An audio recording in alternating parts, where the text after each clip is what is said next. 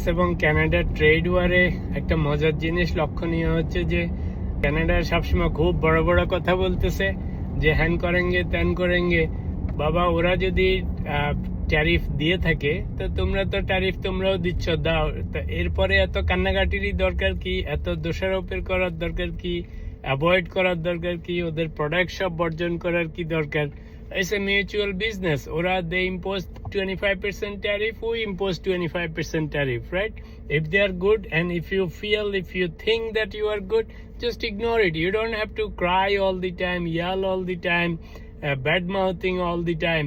But what is the main issue? Ashol kotha hocche we are so dependent on US for economy, for armed forces, for every other thing. It's a neighboring country. ওটা তো আর আমাদের parents না, elder brother না।